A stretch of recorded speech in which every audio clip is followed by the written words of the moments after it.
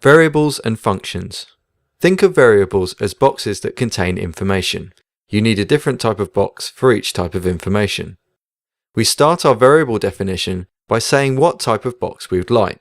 For example, the word int for an integer, meaning a whole number. Then we might name that box in order to identify it. Then we could finish declaring that variable by putting a semicolon on the end. Or we can give our box some information to hold. For example, the number 5. The first part of this is the declaration, and the second part is the initialization, where the actual box gets assigned some information to store. If we want to actually do something with it, let's put it into a function. As you may see, when you make a new script, we're given a start and update function. Start is called when the object this script is attached to enters a scene. We can put in debug.log to get the value of any variable in our game. So let's take that myInt and put it in there. If I were to just log the value of that, I'll see it in the console in Unity. If I save that script and attach it to, let's just create an empty object and assign the script to it. So when I press play, I see the value of myInt shown in there. So that variable is going to maintain that value until we give it a new value. For example, we could use the value of that variable with another integer. So here I'm multiplying by 2. So now the console will read out that integer times by 2. So 5 times by 2 is 10. And of course, if we were to reassign that value, we'll get a different value as we go along. So if I was to say myInt equals 55, then although it was initialized at a value of 5, this has reassigned that value to 55. And now we'll get a value of 110. So if I save my script, press play again, you can see I get 110.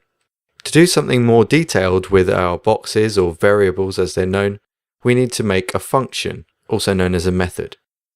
A function will take the boxes that we have storing information and give us boxes back, or return as it's known. The start function that I've just put in is an example of a function that doesn't return anything, so its type is void. When we make our own function, we can give it a specific type of box to return.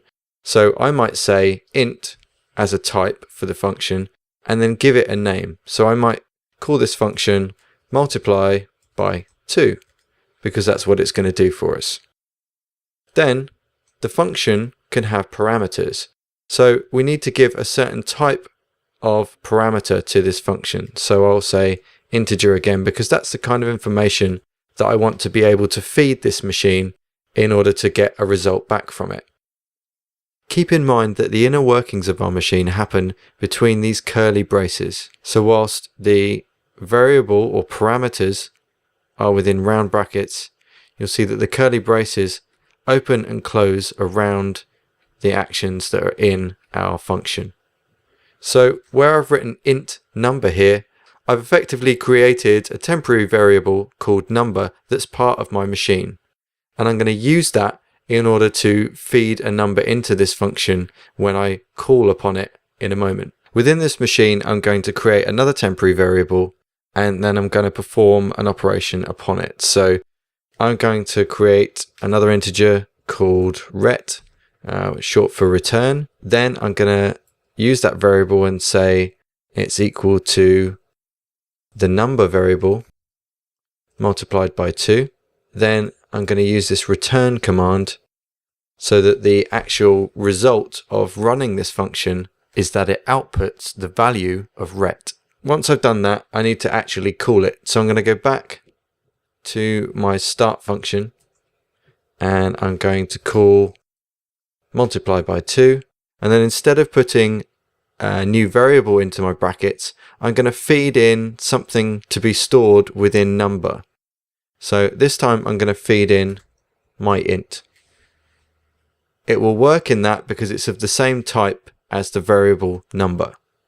So this time I'm feeding myInt, a value of 5, into my machine. It's going into the machine. Then ret, the new variable, is equal to myInt, so 5 times 2, and it's returned ret. So the resultant return of multiplying by 2 will be 10. But in my start function, I'm simply calling my multiply by 2 function. So this currently represents 10 because I'm feeding in 5, multiplying by 2.